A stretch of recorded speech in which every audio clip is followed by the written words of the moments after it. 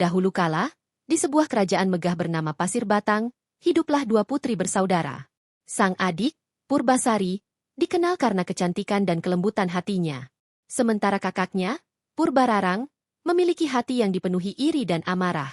Karena takut kehilangan tahtanya, Purbararang membuat rencana licik yang mengubah nasib Purbasari selamanya.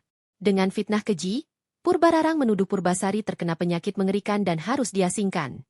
Dengan hati hancur, Purbasari dibawa oleh pengawal kerajaan ke dalam hutan yang gelap dan misterius. Pohon-pohon raksasa menjulang tinggi, dedaunan bergemerisik ditiup angin, dan suara burung hantu terdengar sayup-sayup. Ketakutan menyelimuti hati sang putri, tetapi disinilah takdirnya akan berubah.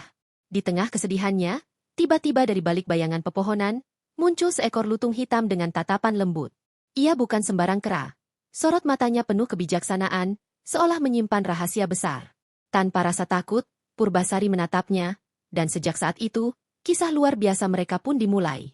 Lutung Kasarung bukan makhluk biasa. Ia adalah pangeran Guruminda yang dikutuk menjadi seekor lutung. Dengan kekuatannya, ia menciptakan sebuah telaga sakti yang airnya berkilau seperti berlian. Ketika Purbasari menyentuh air itu, keajaiban terjadi. Kulitnya yang semula tampak kusam berubah bercahaya, lebih cantik dari sebelumnya. Ketika mendengar Purbasari menjadi lebih cantik, Purbararang murka. Ia menantang adiknya dalam berbagai perlombaan. Dari menata bunga hingga menenun kain, Purbasari selalu menang. Akhirnya, Purbararang menantang Purbasari untuk menunjukkan calon suaminya. Dengan penuh percaya diri, ia membawa tunangannya, seorang pangeran tampan. Sementara Purbasari hanya memiliki seekor lutung, Purbararang menertawakan Purbasari. Tetapi sebelum ia bisa merayakan kemenangannya, sebuah cahaya emas menyelimuti lutung Kasarung. Dalam hitungan detik, ia berubah menjadi seorang pangeran gagah dengan jubah berkilauan.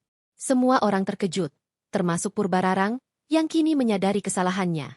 Purbararang akhirnya menyadari kesalahannya dan meminta maaf. Purbasari dan Pangeran Guruminda bersatu, dan kerajaan kembali damai. Kebaikan, kesabaran, dan cinta sejati telah mengalahkan iri hati dan kejahatan. Mereka pun hidup bahagia selamanya. Semoga cerita tadi menghibur dan memberikan pelajaran berharga ya. Jangan lupa untuk terus mencintai budaya dan cerita rakyat Indonesia. Sampai jumpa di video selanjutnya.